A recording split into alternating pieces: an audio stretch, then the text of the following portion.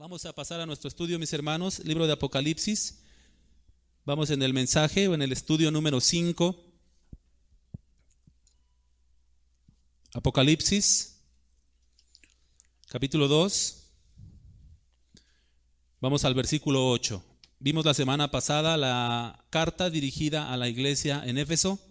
Ahora vamos a ver la carta que fue dirigida por nuestro Señor a la iglesia en Esmirna.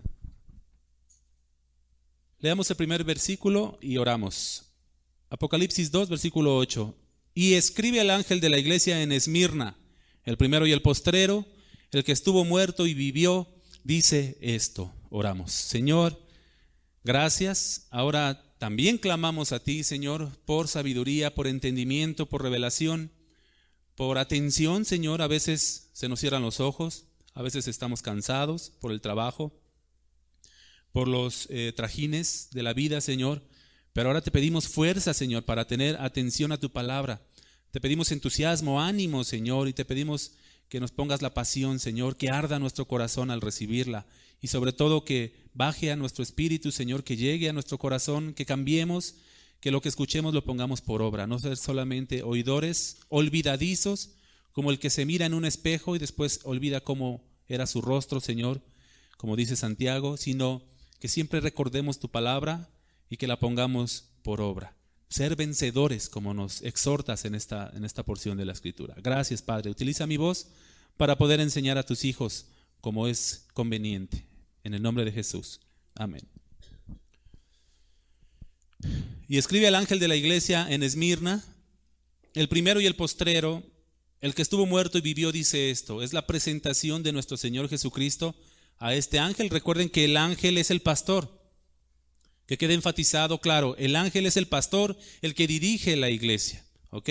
Escribe al ángel, mándale esta carta al ángel. Ahorita te voy a decir lo que le tienes que escribir y dársela. Pero se presenta aquí Cristo en el versículo 8 como el primero y el postrero.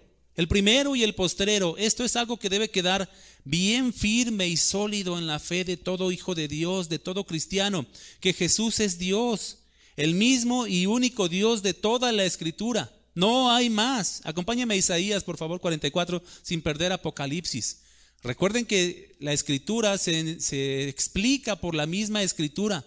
Nosotros no podemos añadir a la Biblia nada de nuestros inventos, opiniones o razonamientos, sino la misma Biblia explica lo que dice la Biblia. Y por ejemplo, para entender esto del primero y el postrero en Isaías 44, versículo 6, nos lo dice claramente. Porque yo estoy afirmando con esta porción, y la Escritura está afirmando, que Cristo es Dios. Y esta es una doctrina fundamental. Aquel que no cree que Cristo es Dios, no le recibas. Así dice una porción, no le recibas en casa. Apártate de él. Por ejemplo, llegan algunas personas tocando y te dicen que Cristo es un ser creado, o que fue un ángel, o que fue esto o aquello, el arcángel Miguel, creen unos. No, Señor. Cristo es Dios. Y cualquiera que no crea que Cristo es Dios, no le recibas como hermano. No es tu hermano, no es hijo de Dios. Isaías 44, versículo 6 dice, así dice, ¿quién está hablando? Jehová, Rey de Israel, su Redentor, Jehová de los ejércitos. Dice, yo soy el primero y yo soy el, y fuera de mí no hay Dios. Ahora, ¿cómo es que Cristo utiliza la misma presentación que utiliza Jehová? Yo soy el primero y yo soy el postrero. Ahí lo está diciendo. El primero y el postrero dice esto. Yo, Jesús, el primero y el postrero. Y surge una pregunta. ¿Hay dos primeros? Uno tiene que ser primero y otro segundo. ¿Hay dos primeros? ¿Hay dos últimos? Uno tiene que ser último y otro penúltimo, ¿no? Pero Cristo es el primero y el último. Así como Dios, Jehová es el primero y el último, es el mismo. Es el mismo Dios. El mismo. ¿Cómo es esto? A mí se me funde un fusible, no te lo voy a poder explicar, pero así lo dice la Escritura. Cristo es Dios, el mismo. Jehová, incluso Cristo Jesús, cuando lo iban a aprender, Él declaró, yo soy. ¿Y saben lo que quiere decir Jehová? Porque Jehová no es un nombre. ¿Sí sabían esto? Jehová no es un nombre. Jehová es una definición de Dios. Yo soy el que soy. Eso quiere decir Jehová o Yahweh o Yahvé, ¿verdad? El tetragramatón, como se conoce. YHWH, yo soy. Pero para que se pudiera pronunciar, le añadieron vocales y quedó Jehová o Yahweh o Yahvé, ¿ok? Pero significa yo soy el que soy. Y Cristo dijo yo soy, y cuando dijo yo soy para confirmar su divinidad, cayeron a tierra. Cristo es Dios, es el gran yo soy, es el mismo, mis hermanos. Ahí mismo en el 48:12 lo ratifica, lo sigue diciendo. Isaías 48, versículo 12, a la vuelta.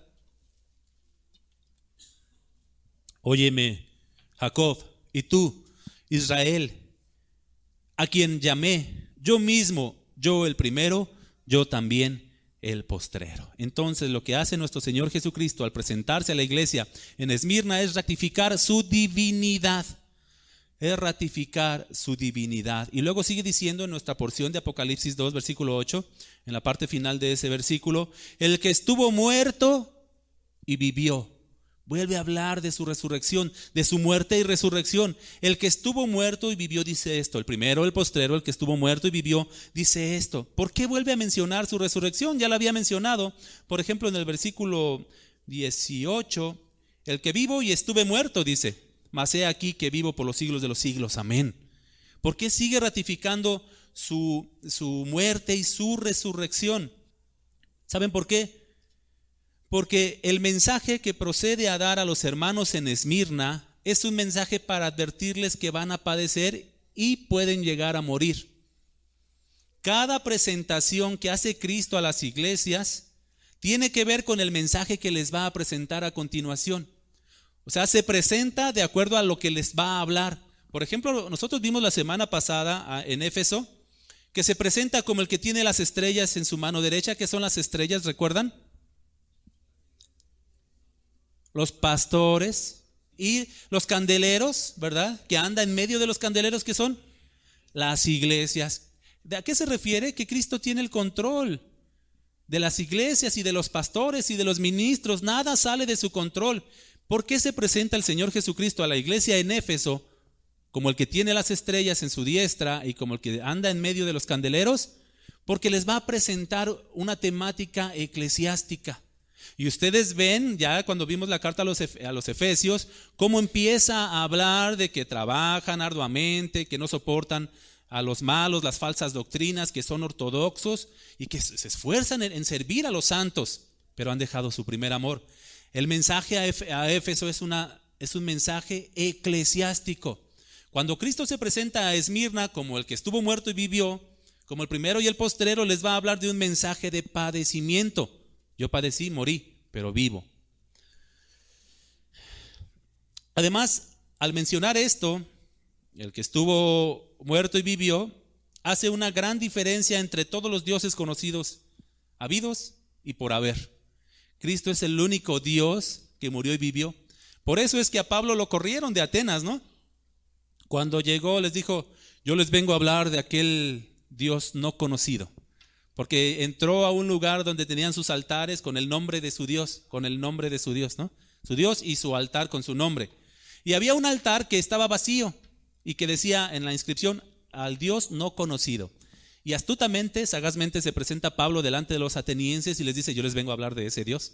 Ese Dios que ustedes no conocen, yo les vengo a hablar de ese, ¿verdad?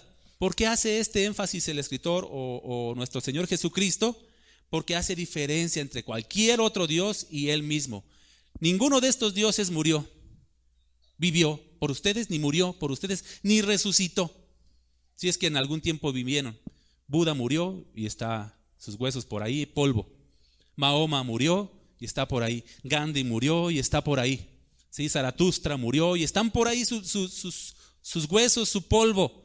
Pero Cristo murió y el que murió, pero he aquí que vivo por los siglos de los siglos. Amén. Esto es para que vean la diferencia entre aquellos, cualquier otro, y Cristo, el único que resucitó. A Pablo lo corrieron cuando llegó a ese punto. Yo les vengo a hablar del Dios no conocido, aquel que murió, Jesús, que vivió, que murió y resucitó. Y luego te escucharemos. ¿Cómo que un Dios vive, muere y resucita? ¿Cómo? Ya no lo quisieron escuchar, pero nosotros sabemos la importancia de la resurrección de nuestro Señor Jesucristo. Él resucitó para que nosotros resucitemos. En pocas palabras, lo que les va a decir a continuación es: van a sufrir, van a padecer, puede que hasta mueran, pero yo sufrí, yo padecí, yo morí y he aquí que vivo. Hay esperanza para ustedes. Es una carta de consuelo, así como todas las cartas son para dar aliento a la iglesia, para animar y para corregir a la iglesia. Amén. El versículo 9, Apocalipsis 2:9 dice: yo conozco tus obras y tu tribulación y tu pobreza, pero tú eres rico. Eso está entre paréntesis. Y conozco también la blasfemia de los que se dicen ser judíos y no lo son, sino son sinagoga de Satanás. Fíjense cómo le dice: yo conozco tus obras, Esmirna, iglesia, pastor de Esmirna. Primeramente dirigido al pastor: pastor, yo conozco tus obras y tu tribulación y tu pobreza. Y tal el pastor, tal la iglesia. ¿Ok? Jesús está enterado, mis hermanos, y al pendiente de la condición física, anímica, moral, material y espiritual de todos y cada uno de sus santos. Él te conoce perfectamente. Estás descubierto ante sus ojos, no te puedes esconder. Él sabe si tienes economía, si tienes algún decaimiento moral o físico, alguna enfermedad, cómo andas de manera espiritual, cómo estás en tu fe. Él te conoce perfectamente. Todas las cosas están abiertas y desnudas ante Él. No te puedes esconder, aunque lo intentes, no te puedes esconder. Por eso es que dice: yo conozco tus obras, yo conozco tu condición, yo conozco tu trabajo, yo conozco tu tribulación, yo conozco tu pobreza, te conozco perfectamente. Pero cuando le dice tú eres rico, ahí entre paréntesis, quiere decir, mira, sí, tú sufres tribulación, sí, trabajas y eres pobre. Pero entre paréntesis dice, pero eres rico. ¿A qué se refiere con este rico? Por fin, ¿soy pobre o soy rico?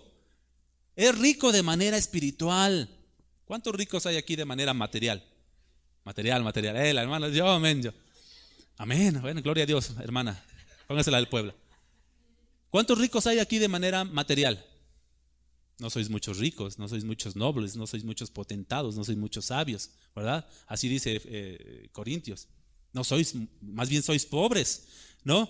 Pero ¿cuántos ricos hay aquí de manera espiritual? Busquen 2 de Corintios, vamos ahí, 2 Corintios 8, versículo 9. Vean, mis hermanos, nuestra riqueza. Por eso es que entre paréntesis se marca esto. O sea, si eres pobre, si estás en tribulación, si estás batallando, pero eres rico.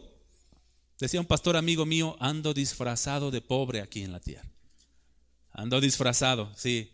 A veces no tengo ni para comer, a veces no tengo ni para un gustito, ni para nada, pero ni para vestir en ocasiones, pero estoy disfrazado de pobre nada más, nada más.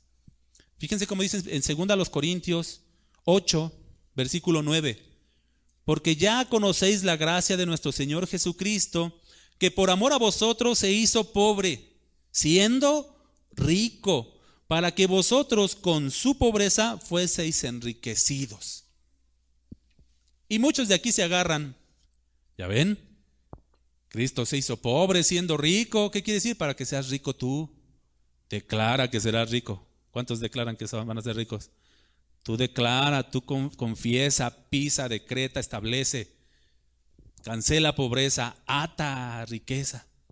Átala. ¿Sí o no? ¿Han escuchado eso? Eso va contrario a la palabra de Dios. Porque las riquezas, verdaderamente somos ricos, pero las riquezas que nos vino a dar nuestro Señor Jesucristo son espirituales. Son espirituales. También hay otra porción en Isaías 53, dice que llevó por sus llagas, por su sufrimiento, nuestras dolencias y nuestras enfermedades. Y de ahí se agarran a otros para decir, ya ves, tú declara que estás sano, porque Cristo llevó nuestras enfermedades ahí, llevó nuestras pobrezas ahí, entonces debemos ser sanos y ricos. Pero el asunto es que no interpretan adecuadamente cuando la Escritura dice, por todo el contexto general, la analogía de la fe, que somos ricos y somos sanos de manera espiritual. No hay gente más sana en el mundo, en el planeta, que los cristianos.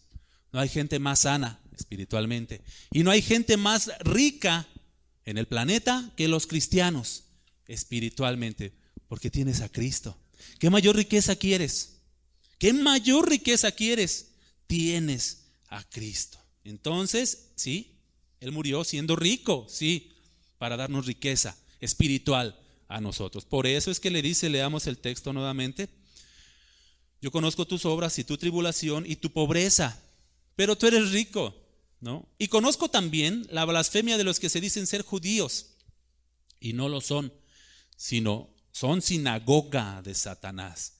Es un grupo que se reúne, porque sinagoga quiere decir, no se refiere tanto a un lugar. Es como la palabra iglesia. La palabra iglesia, aunque aplica para un lugar, un local, va más bien dirigido, o más bien se explica como las personas. Nosotros somos la iglesia. Sinagoga también, aunque aplica para un lugar, sinagoga eran las personas que pertenecían a ese grupo. Sinagoga aplica de la misma manera. No es malo o no es incorrecto mencionar iglesia a local. Es la iglesia, pero en el sentido ya correcto, lingüístico y correcto de la palabra, es que nosotros somos como personas la iglesia. Bueno, lo dice: y conozco a estos que se dicen ser judíos y no lo son, sino son sinagoga de Satanás, y aparte blasfeman. Solo los cristianos verdaderos, mis hermanos, son judíos, son hijos de Abraham, porque dice: y la blasfemia de los que se dicen ser judíos y no lo son. Romanos 8:28. Fíjense cómo está esto. ¿Ustedes han visto personas que se dicen ser judías? ¿Han conocido alguno o lo han visto, aunque sea por televisión? ¿Verdad? No son muy populares. Bueno, sí, se andan por todos lados los judíos realmente. ¿Has conocido algún judío que él mismo te diga: yo soy judío? ¿Sí? Pues cualquiera que te diga que es judío, pero si no cree en Cristo, no es judío. No es judío. Lean Romanos 8:28. Pues no es judío el que lo es. ¿Cómo dice? ¿Están ahí? Romanos, 2:28. Les dije 8, ¿va? Perdón, excúsenme. Vamos al 2:28. ¿Tienen escritura ustedes? ¿No? ¿Vienen de otra iglesia? Vienen del DF. Muy bien, les voy a prestar esta. Es la ungida. ¿Pero son cristianos? Sí, muy bien. Muy bien. Ahí está esa, miren. 2:28, Romanos 2:28. Pongan atención a esto, mis hermanos. Es clave, es clave. No es judío el que lo es exteriormente, dice ahí, ¿no? Ni es la circuncisión la que se hace exteriormente en la carne, sino que es judío el que lo es en lo interior. Y la circuncisión es la del corazón, en espíritu, no en letra, la alabanza del cual no viene de los hombres, sino de Dios. ¿Lo ven? ¿Quién es judío, pues? Si eres cristiano, eres judío. Eres linaje de Abraham. Y eso lo dice Gálatas 3:28. Ya no hay judío ni griego, no hay esclavo ni libre, no hay varón ni mujer, porque todos vosotros sois uno en Cristo. Y si vosotros sois de Cristo, ciertamente linaje de Abraham sois y herederos según la promesa. Si eres de Cristo, eres linaje de Abraham. Si eres de Cristo, eres judío. Y aquel que aunque traiga sus túnicas, su talit, su kipá, y diga Ubrahov, Shalom y una serie de cosas, si no cree en Cristo, no es judío. No es judío. Más, estos judíos que estaban ahí eran contrarios a los cristianos, porque tenían libertad de profesar su fe y de llevar a cabo sus ceremonias en su religión judía. Les aclaro, el judaísmo es una religión, el cristianismo es una muy diferente. El judaísmo es una religión que no tiene que ver con el cristianismo, aunque el cristianismo salió de ahí, ¿verdad? Porque Cristo era judío. Pero el cristianismo tiene sus prácticas, sus creencias, sus ceremonias totalmente apartados de la fe en Cristo. Los judíos tienen su religión, los cristianos tenemos la nuestra fe, ¿verdad? Ahora, cuando vino la diáspora, la persecución, que los romanos derribaron el templo, hubo persecución contra los judíos, se dispersaron todos los judíos. Pero hubo un tiempo como de tolerancia. Hacia los judíos les permitieron hacer sus sinagogas en todas partes. En Grecia, en Asia Menor, en todas partes. En Roma había sinagogas de judíos. Y los permitían libremente hacer su Shabbat, hacer sus ceremonias y toda la cosa. ¿Por qué? Porque estos honraban al César.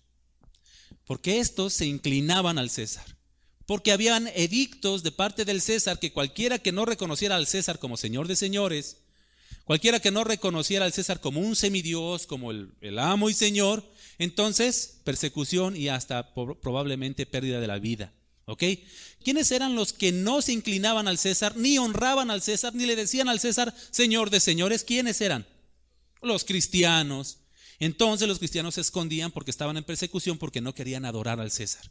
Pero los judíos libremente se reunían en sus sinagogas porque sí se inclinaban ante el César, sí le besaban la mano a aquellos, sí hacían sacrificios, sí hacían una serie de cosas. Entonces los judíos libremente podían practicar su judaísmo, pero los cristianos no.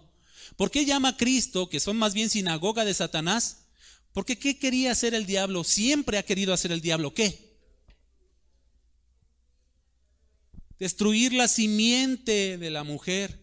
¿Quién es la simiente de la mujer? Cristo. El diablo siempre ha querido deshacerse de Cristo. Ahora, nosotros como cristianos somos Cristo también. Somos Cristo. ¿No somos el cuerpo de Cristo? Somos parte de Él. Somos de sus huesos y somos de su carne. Él es la cabeza, nosotros el cuerpo. ¿A quién persigue ahora Satanás? Porque no tenéis lucha contra carne y sangre, sino contra principados, potestades, huestes de maldad en las regiones celestiales. ¿Contra quién está el diablo? Contra Cristo, contra mí. Cuando el apóstol Pablo, se los menciono cada momento, pero quiero que quede claro, mis hermanos, cuando el apóstol Pablo iba persiguiendo ¿a quién? A los cristianos. ¿Qué les hacía? Los sacaba de sus casas, los arrastraba, los llevaba allá a los concilios, los apedreaban, los azotaban y hasta los mataban. Pablo perseguía a los cristianos y de repente se le apareció el Señor Jesucristo y le dijo: Pablo, ¿por qué? Saulo, ¿por qué? ¿A quién estaba persiguiendo entonces Saulo? A Cristo. ¿De quién quiere deshacerse Satanás? De Cristo. ¿Por qué les dice sinagoga de Satanás a estos judíos? Porque lo perseguían a él al entregar estos judíos a los cristianos. ¿Saben qué hacían los judíos? Iban con los romanos y miren, ahí hay unos cristianos, ahí están escondidos, vayan por ellos. Entonces, ¿qué estaban haciendo los judíos? Denunciando a los cristianos injustamente para que fueran presos, incluso hasta muertos por el régimen romano. ¿Ok? Y por eso nuestro Señor dice: estos no son judíos, no creen en mí, son contrarios. Por ejemplo, y esto lo dice Juan 8:44. Vamos sin perder nuestra cita, nada más para afirmar este argumento, mis hermanos, que aquellos no son judíos y que los únicos que son judíos son los que creen en Cristo. ¿Tú puedes decir que eres judío? Yo soy judío. Si tú no eres judío, pues yo no sé. Yo sí soy, por la fe en Cristo. Y aquellos que tú veas allá en Israel, que ponen su bandera de Israel, que hacen su Shabbat, que hacen sus rituales, que hacen todo lo que quieras, son judíos de apariencia, pero no del corazón. No han sido circuncidados en el interior. El Espíritu Santo no ha venido a ellos. No son hijos de Abraham, no son hijos de Dios. Nosotros sí, los cristianos sí. Dice: vosotros sois de vuestro padre el diablo, y los deseos de vuestro padre el diablo queréis hacer. ¿Qué querían hacer los judíos con Cristo? Matarlo. ¿Qué querían hacer esta sinagoga de Satanás con los cristianos? Entregarlos para matarlos. Por eso Cristo les dice: estos son sinagogas de Satanás, estos no son mis hijos, no son judíos, ni derecho tienen de llamarse judíos. Vosotros sois de vuestro padre el diablo, dice Cristo a los judíos, a los fariseos, y los deseos de vuestro padre queréis hacer. Él ha sido homicida desde el principio y no ha permanecido en la verdad, mentiroso y asesino, porque no hay verdad en él. Cuando habla mentira, pues habla de suyo habla, porque es mentiroso y padre de mentira y criminal y destructor. Eso es el diablo, y siempre el diablo ha estado en contra de Cristo. Y ahora que Cristo está en su trono gobernando, pero está aquí con nosotros en medio de las iglesias, y como nosotros somos cuerpo de Cristo y somos Cristo mismo, el diablo está en nuestra contra. Es más, mi hermano, ¿sabes qué es en lo que más se deleita el diablo? Cuando dejas de asistir, cuando dejas de leer, cuando dejas de orar, cuando te apartas de Cristo, el diablo está feliz. Es más, estás tú preparando el camino para que el diablo haga fiesta y que nuestro Señor se entristezca. Porque el Señor se entristece, ¿eh? Sí, tiene sentimientos nuestro Dios, nuestro Señor. Cuando tú dejas de hacer las obras de todo cristiano, que es estar pegado a Cristo, pegado al Señor, cumpliendo con sus deberes, el diablo está que le rechina los dientes y que anda de malas. Bueno, siempre es malo, ¿verdad? Pero un malo andando de malas, imagínense eso. Así anda el diablo, pero cuando te ve negligente, apartado, sin ganas, apagado, dice, ¡ja, ja, ja, ja! ¡Qué bien! Vamos bien. Es una victoria, es un punto para él.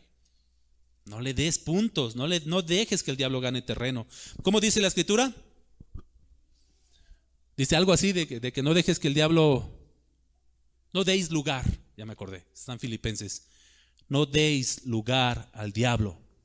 No deis. Es como si tú vas en un camión o en el metro, ¿no? Y ves a una viejita así. Mire, aquí siéntese. Es más, siéntese usted, yo aquí me voy parado. No le des lugar al diablo.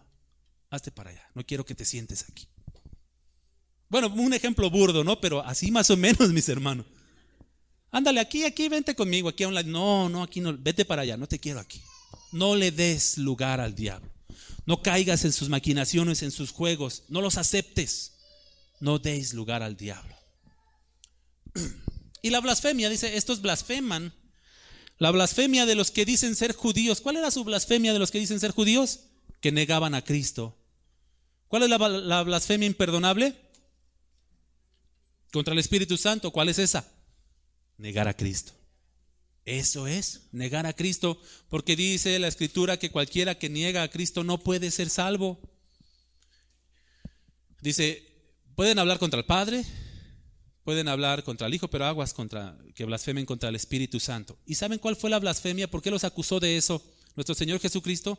Porque Cristo abiertamente y certeramente hacía milagros en el nombre de Dios por el Espíritu Santo, y los judíos lo acusaron de hacer milagros por Belcebú. Estás blasfemando.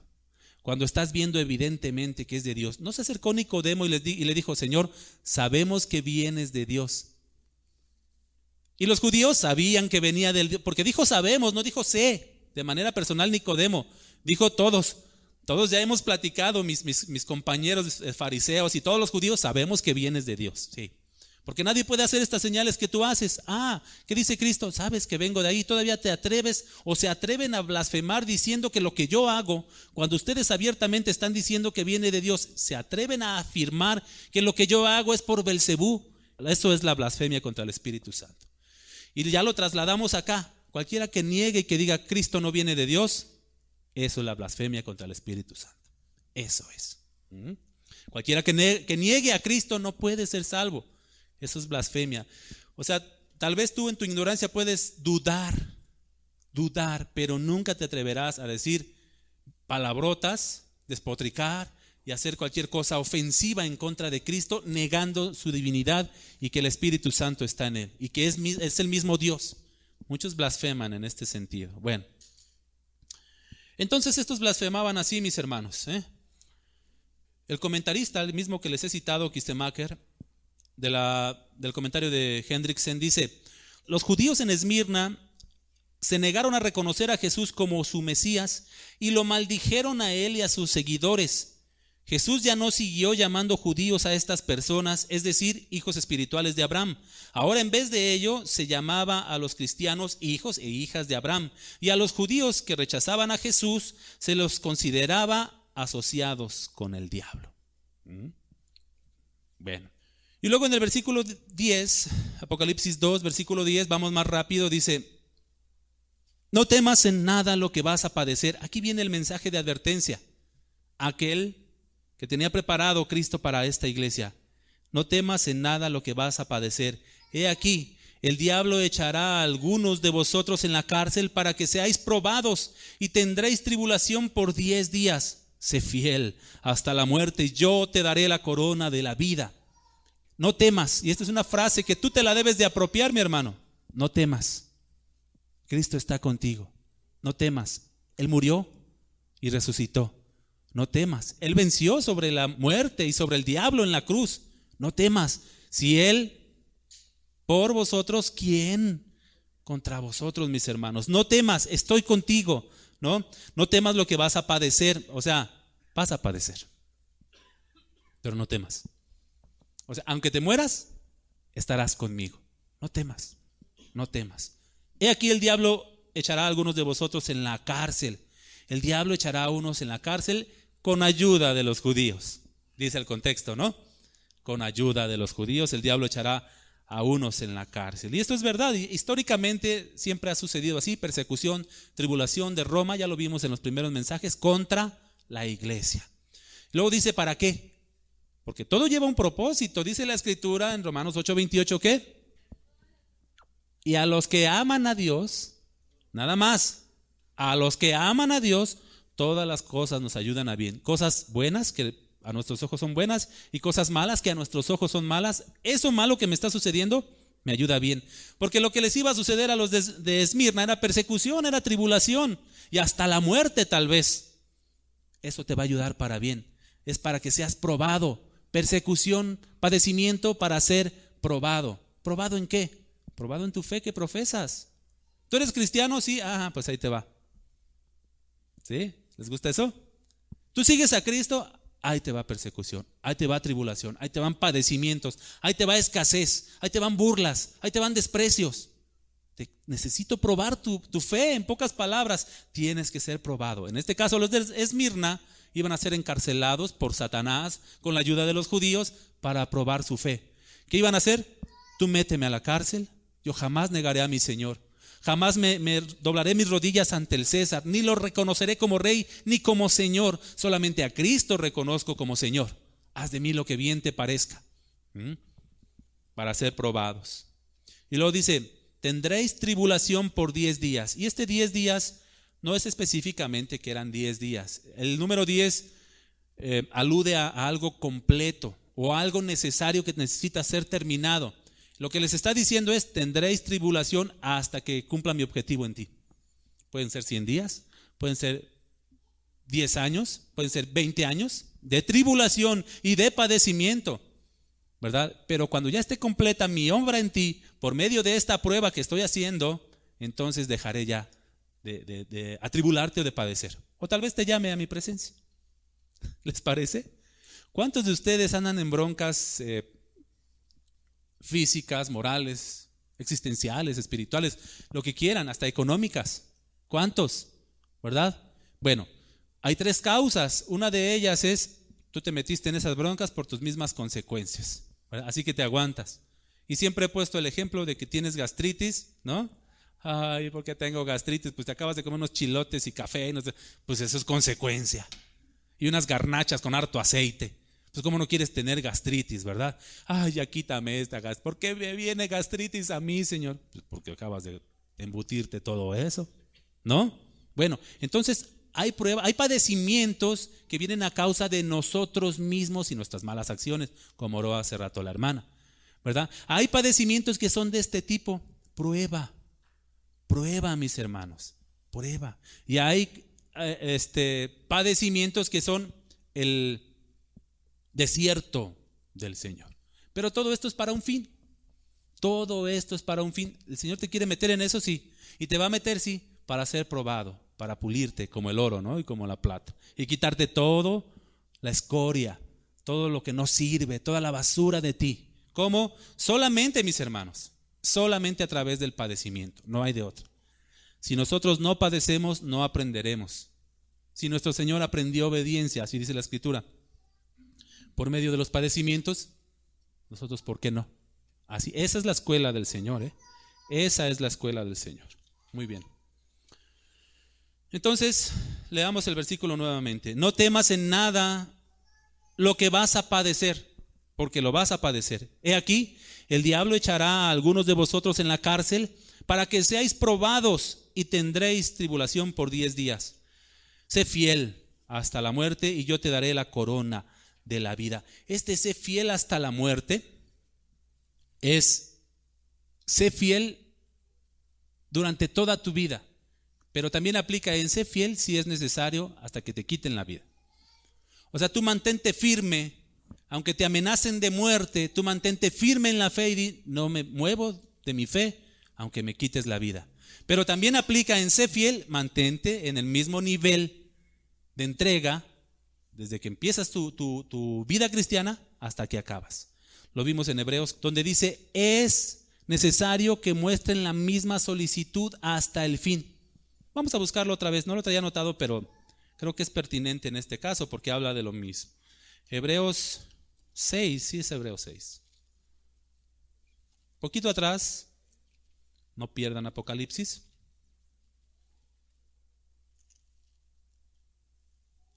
Fíjense, vamos a leer desde el 4, voy a leer rápido, síganme. Hebreos 6:4 en adelante. Porque es imposible que los que una vez fueron iluminados y gustaron del don celestial y fueron hechos partícipes del Espíritu Santo y asimismo gustaron de la buena palabra de Dios y los poderes del siglo venidero y recayeron, sean otra vez renovados para arrepentimiento. Es imposible esto. Crucificando de nuevo para sí mismos al Hijo de Dios y exponiéndole a vituperio. Porque la tierra que bebe la lluvia, que muchas veces cae sobre ella y produce hierba provechosa a aquellos por los cuales es labrada, recibe bendición de Dios. Pero la que produce espinos y abrojos es reprobada y está próxima a ser maldecida y su fin el ser quemada. Pero en cuanto a vosotros, oh amados, estamos persuadidos de cosas mejores que pertenecen a la salvación, aunque hablamos así. Porque Dios no es injusto, aquí viene la aplicación, porque Dios no es injusto para olvidar vuestra obra de trabajo y el amor que habéis mostrado hacia su nombre, habiendo servido a los santos y sirviéndoles aún, Así como iniciaron sirviendo, siguen sirviendo aún y Dios no es injusto para olvidar. 11. En el 11 está la clave, pero deseamos que cada uno de vosotros muestre la misma solicitud hasta el fin, para plena certeza de que son hijos de Dios. Para plena certeza de que son salvos, para plena certeza de que van al cielo, para plena certeza, así como iniciaste tu vida cristiana, con ánimo, pronto, con diligencia, así, parejita. Bueno, ya les dije la semana pasada, hay altibajos, hay tropiezos, hay recaídas, como le pasó al peregrino en el libro del progreso del peregrino. Ustedes véanlo, se salía del camino, se desanimaba, cayó en depresión, quiso hasta suicidarse, pero siempre regresó y vamos adelante, siempre. Y Dios no es injusto para olvidar tu trabajo, tu dedicación, tu fidelidad, te recompensará. Bueno, entonces, ¿dónde me quedé? Sé fiel, esta era la porción, sé fiel hasta la muerte. Así como iniciaste, así mantente, no te apartes, aunque tengas recaídas, el justo caerá 7 veces. Y recuerden que 7 no es como le dijo Cristo a Pedro, o Pedro al Señor Jesucristo, ¿cuántas veces perdonaré a mi hermano? ¿Hasta 7? Y Cristo le dio el entendido, 7, hasta 70 veces 7, o sea, el 7 es número de perfección completo, infinito, en pocas palabras. El justo caerá las veces que caiga, y todas esas veces será levantado por el Señor, porque está con el Señor, no porque seas muy capaz, sino porque eres del Señor, te levanta y te vuelve a encarrilar. Sé fiel hasta la muerte, pero es tu deber ser fiel. No te quita esa responsabilidad del Señor. Y luego dice, te daré la recompensa, la corona de la vida. Es como la corona que recibían aquellos que luchaban en el circo romano. Después de haber vencido, les colocaban una corona. Tú ganaste, tú venciste, tú peleaste, tú eres el triunfador, el victorioso. Toma tu corona. Lo mismo nos dice, tú vence, tú pelea, tú lucha la buena batalla de la fe y te daré la corona de la vida. Sé fiel hasta la muerte, no importa que vaya de por medio tu vida y te daré la corona de la vida. Y aquí hace referencia en esta frase a la salvación, mis hermanos, a la corona de la vida eterna.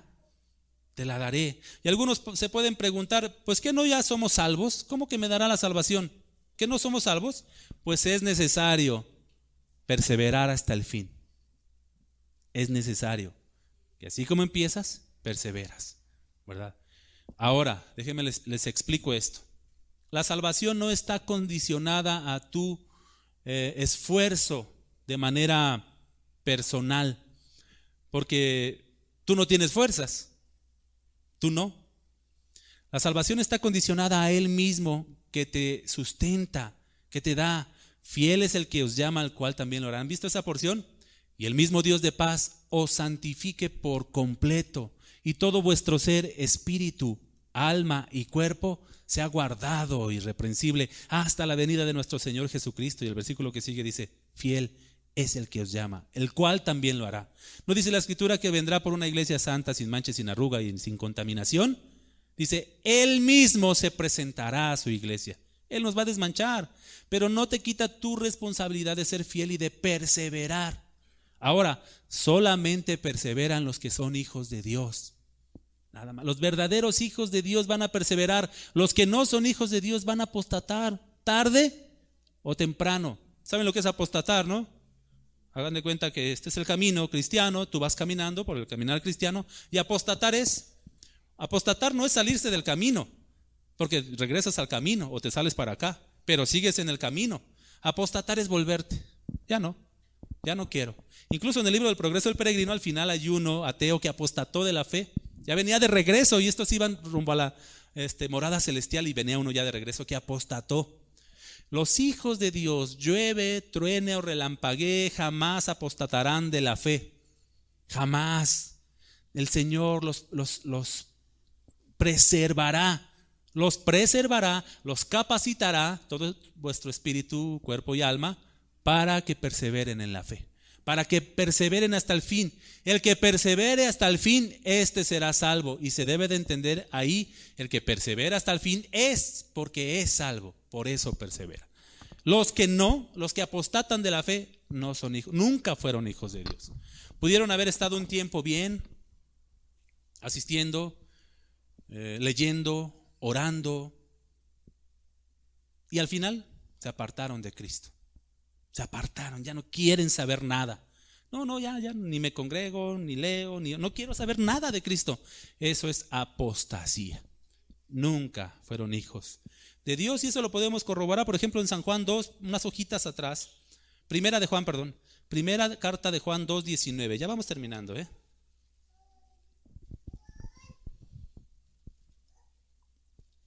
Porque la pregunta es, o más bien la porción que estamos dilucidando es, te daré la corona de la vida si eres fiel, ¿no? Si eres fiel, te daré la corona de la vida, ¿verdad? Y hace la corona de la vida eterna, la salvación. Pues no, que ya soy salvo, ¿cómo es que si me está condicionada que me des la corona si soy fiel? ¿No? Pues sí, tienes que ser fiel, tienes que perseverar, tienes que mostrar la misma solicitud. ¿Por qué? Porque necesitamos ver si verdaderamente eres hijo de Dios, en pocas palabras. O sea, Dios sabe, ¿no? Dios sabe si eres hijo o no, pero tú mismo te tienes que mostrar a ti mismo y tienes que mostrarle a los demás que verdaderamente eres hijo de Dios, perseverando y siendo fiel. Fíjense, primera de Juan 2:19, salieron de nosotros, pero no eran de nosotros, porque si hubiesen sido de nosotros, habrían permanecido con nosotros, ¿lo ven? Pero salieron para que se manifestase que no todos son de nosotros. Vamos a encontrar muchos congregantes, iglesias de miles, de 10,000 tal vez. Muchos, repletas las iglesias, pero no todos son. No todos son. Muchos son los llamados y poquitos son los escogidos. Yo calculo que tal vez en las congregaciones así grandísimas, el 10% serán hijos de Dios. O sea, 10 de cada 100. No puedo afirmar eso, es mi estadística, ¿verdad? No puedo afirmar eso, pero son poquitos los que verdaderamente son hijos de Dios. Por eso es necesario apretar con la doctrina y que se vayan los que se tengan que ir y que se queden los que se tienen que quedar, los hijos, los verdaderos, los que quieren padecer, los que quieren recibir la corrección, estos se van a quedar. Y los que no, porque no se les apapacha, porque no se les trata como campeones y reyes, pues ya me voy, aquí no me quieren. Aquí no me apapachan, aquí no me dicen que soy ganador y vencedor. Aquí no, dicen acá los hermanos, usted pastor, allá nos decían que yo era, ¿cómo les decían? Triunfadores, y aquí vienen y me dice que soy cucaracha y puerco. Bueno, pues lo dice la Escritura, ¿no? Gusano. Allá me dicen más bonito, mejor me voy para allá, ¿no? Pues no. Estos son los filtros, esta es la manera de purificar la iglesia, mis hermanos. Bueno, entonces continuamos la lectura, ya es el último versículo. En el versículo 11, el que tiene oído, oiga lo que el Espíritu dice a las iglesias. El que venciere no sufrirá daño en la segunda muerte. Primero dice, sé fiel, y luego dice, vence. Sé fiel, y vence. El que venciere no sufrirá daño en la segunda muerte. Pero dice una frase interesante: el que tiene oído, oiga. El que tiene oído se refiere también a los oídos espirituales. Porque ¿cuántos de aquí están escuchando esto? ¿Cuántos están escuchando? Levanten la mano. Bueno, que levanten la mano los dormidos, a ver. 1, 2, 3, 4 dormidas. ¿Qué pasó? Levanten la mano los dormidos. Eso. Levanten la mano los que están escuchando. Eso sí me gusta, matar el rilerón. Bueno, todos están escuchando, ¿no? Pero esto no se está refiriendo a que el que tiene oídos oiga así como de manera natural, carnal, humana. Se está refiriendo, si tienes oídos espirituales, recíbelo y ponlo por obra. Recíbelo. El que tiene oídos, oiga lo que el Espíritu dice a las iglesias. El que venciere, el que es fiel, no sufrirá daño en la segunda muerte. Ya vimos en la semana pasada que la única manera de vencer es creyendo y humillándonos a nuestro Señor Jesucristo. Es la única manera, ¿verdad? Dice que la fe es la que vence al mundo, ¿ok? La única manera. Pero luego dice que si nosotros vencemos, creemos en el Señor Jesucristo, recibiremos la corona de la vida eterna y no sufriremos daño de la segunda muerte. ¿Cuál es la segunda muerte? La primera muerte es la física, ¿ok? Separación de nuestro cuerpo con nuestra alma. Y el cuerpo, el envase, cae a tierra, vuelve al polvo de donde fue formado, ¿ok? Pero la segunda muerte es la muerte espiritual eterna, la separación de nuestra alma con Dios, porque eso significa muerte, separación. Se separa nuestra alma, nuestro cuerpo ya resucitado, alma y espíritu, de Dios por la eternidad, en oscuridad y sufrimiento eterno. Esta es la segunda muerte. Todos mis hermanos, los que están aquí, quieran o no, sufrirán la primera muerte. Pero solamente los hijos de Dios que venzan, sean fieles, recibirán la corona de vida eterna y no sufrirán daño en la segunda muerte. No sufrirán la segunda muerte, sino que tendrán vida y vida eterna con el Señor. ¿Por qué? Por vencer. ¿Por qué? Por ser fieles, por tener oídos para oír y recibir la palabra de Dios y ponerla por obra. Sí, Señor. Mira, Señor, ya escuché y también entendí y recibí con mi espíritu, Señor. Ahora reconozco mi incapacidad. Obra tú entonces, Señor, en mí. Esta es la mejor postura que puedes tener. No te sientas el muchacho chicho, no te sientas campeón, no, más bien humíllate al Señor y di: Señor, pues sí, tengo que vencer y tengo que ser fiel. Hazme, Señor, hazme tú. Fiel es el que os llama, el cual también lo hará. Amén. Creo que quedó claro. ¿Tienen alguna duda, mis hermanos? ¿Ninguna? Pueden preguntar con toda confianza. Recuerden que es estudio. Sí, dime, Omar.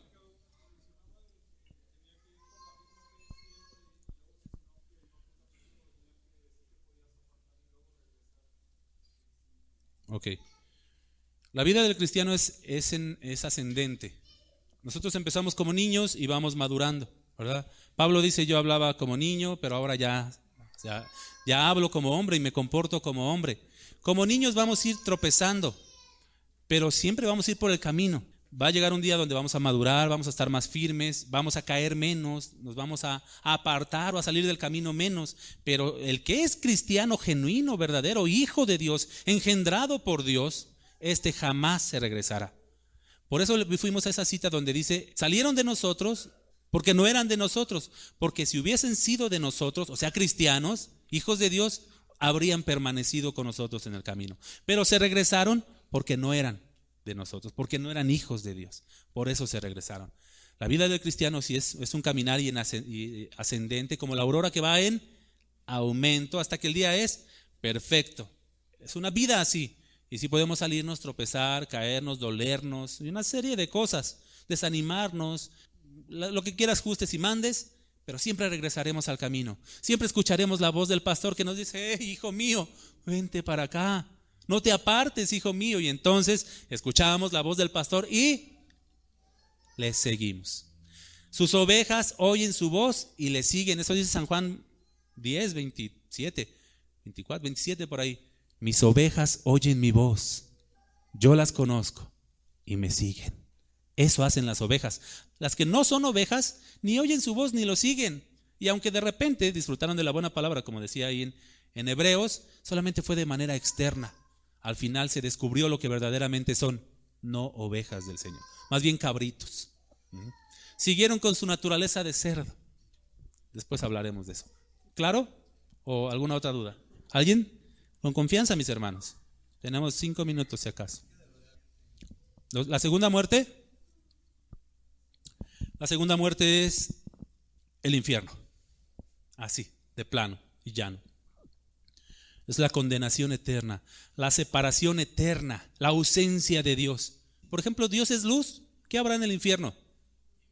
Tinieblas. Dios es bueno. ¿Qué habrá en el infierno? Maldad.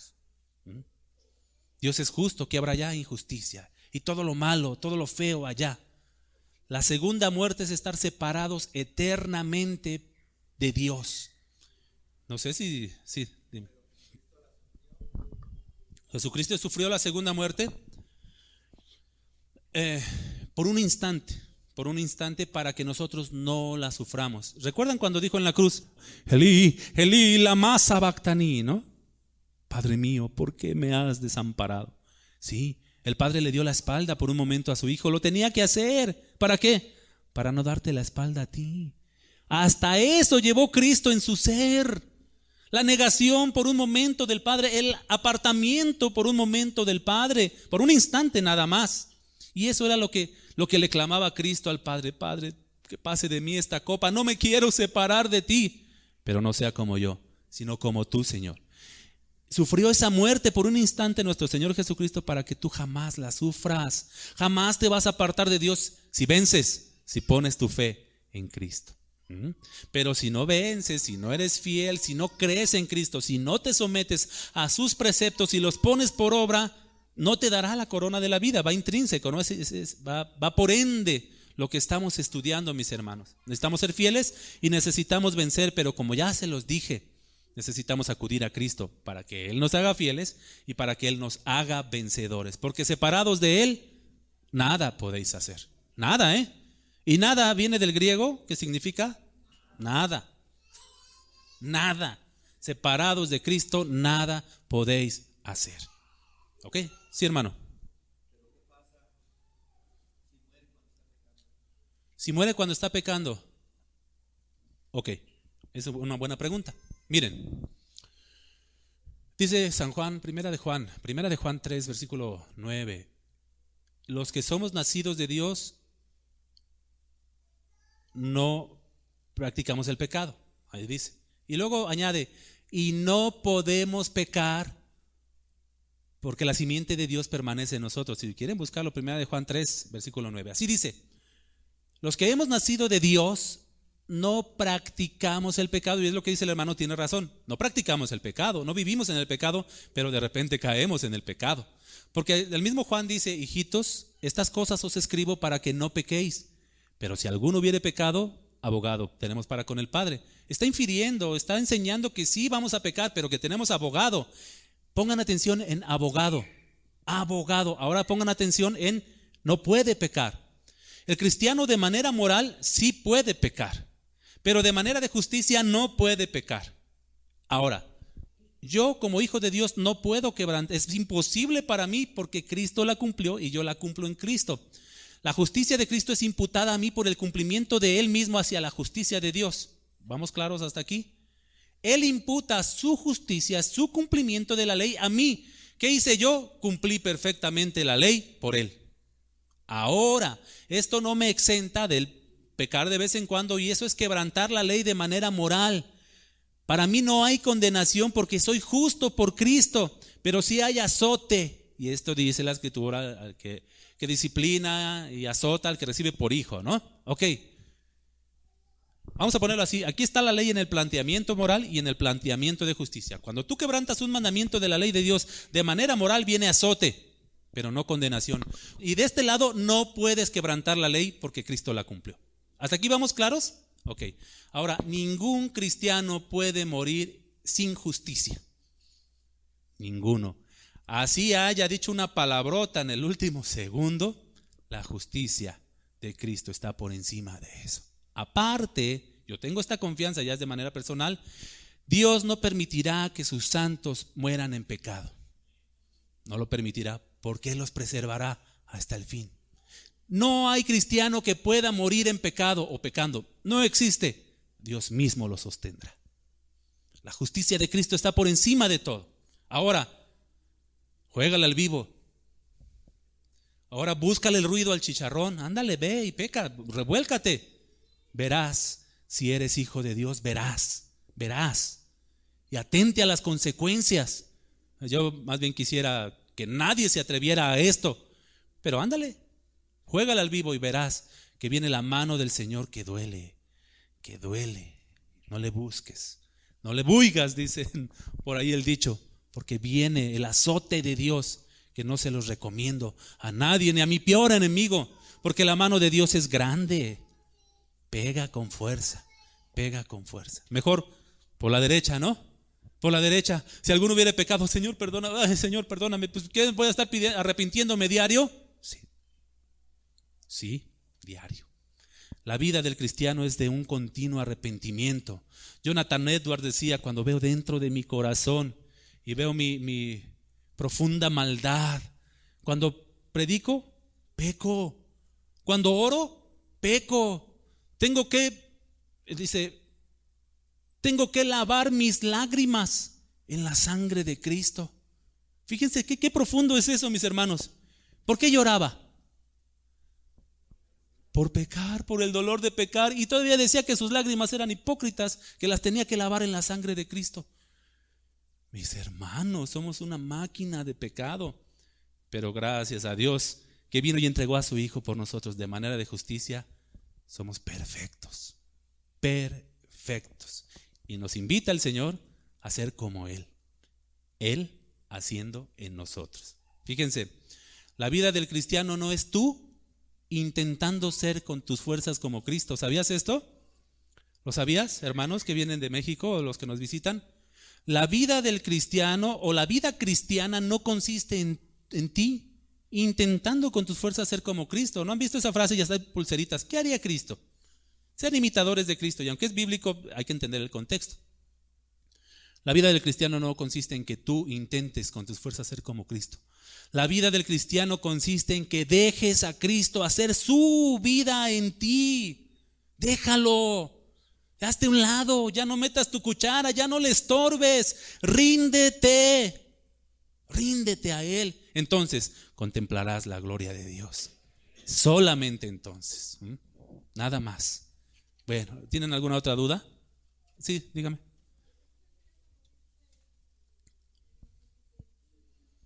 ¿No practicar? Por ejemplo, los mexicanos somos malos en los penaltis, eso sabemos, ¿no? Según las estadísticas. Siempre fallamos en los penaltis, a la mera hora. Qué mexicano. Bueno, ¿qué tiene que hacer ese futbolista para no fallar en los penaltis? ¿Practicar cada cuándo? ¿Qué es practicar? Una y otra vez, y otra vez. O un boxeador. ¿Han visto los entrenamientos de los boxeadores? Duro y dale, mañana, tarde, duro y dale. Un estricto régimen alimenticio también y de ejercicio. Eso es practicar. El que practica el pecado lleva un estricto régimen de práctica del pecado. Eso, pero el cristiano ya no lleva ese régimen estricto. De repente, como decía el apóstol Chavo del 8, se le chispotea. De repente se nos chispotea. Pero cuando viene ese chispotear decimos: Señor, miserable de mí. Siempre el clamor va a estar ahí y siempre el arrepentimiento cuando se nos chispotee. Pero el Hijo de Dios ya no vive en un estricto régimen de pecado. Ya no. Porque la simiente de Dios está en él. ¿Ok? Si tú practicas pecado, te volverás fuerte, diestro en el pecado. Pero si dejas de practicar pecado, entonces te volverás diestro de manera espiritual, fuerte de manera espiritual. Ahora, como siempre les he dicho lo de los cochinos, y ya con esto termino. Ya. Vosotros sois como los cerdos, pero por fuera nomás. Tómenmelo de manera espiritual, no quiero ofenderlos. Nosotros somos cerdos de manera externa. Estos cerdos que viven en este inmenso chiquero lleno de lodo, de fango. Ahí, así. Pero el Hijo de Dios, el que de la simiente de Dios permanece en él, por dentro ya no es cerdo, ya es oveja. Ya es oveja. Por fuera, pues parecemos cerdos como todos los demás. Se oye feo, ¿verdad? Parecemos cerdos como todos los demás, pero por dentro somos unas ovejas blanquitas, limpiadas, lavadas, hermosas del Señor. Y cuando estamos por ahí en el mundo, en el chiquero nos podemos llegar a ensuciar. Pero nuestra oveja interna nos va a decir, qué feo está esto. Pero de no ser transformados y todavía tener por interno, o sea, seguir siendo cerdos de manera interna, vamos a decir que bueno está esto y vas y te sigues revolcando. Sí. Qué rico está esto. Y vámonos, como si no pasara nada. Pero el que tiene oveja, la oveja interna, aunque se ensucie en el lodo del mundo, le dolerá. Y vendrá para ser lavado con la sangre de Cristo. Siempre, siempre, mis hermanos. Así que, hermanos cerdos, por fuera, disfruten su oveja por dentro. Alimenten su oveja por dentro. Denle de comer, denle mucho de comer. Amén. Y verán cómo ese lodo va a ser menos constante en nuestras vidas. Amén. Vamos a orar. Padre Celestial, te damos gracias, Señor, por tu palabra hermosa. Te diriges a Esmirna, Señor, pero va para mí también, porque te diriges a toda tu iglesia. Te diriges a nosotros, a tu esposa, a tu amada. Ahora aprendemos, Señor, que sí, tendremos que padecer. Nos lo enseñas ahí. Tú mismo dijiste que en el mundo tendríamos aflicción. Ahora te pedimos, Señor, que nos des la fuerza. Vemos tu cruz, vemos tu sufrimiento, vemos tu muerte, Señor, pero también vemos y admiramos y glorificamos tu resurrección. Tú venciste, Señor. Y aunque aquí estemos llenos de padecimientos, cuando muéramos, estaremos contigo también, Señor, por tu resurrección, por tu vida. Haznos fieles, Señor. Haznos vencedores para recibir esa corona hermosa, Señor, y disfrutar la vida eterna contigo. En el nombre de Jesús. Amén.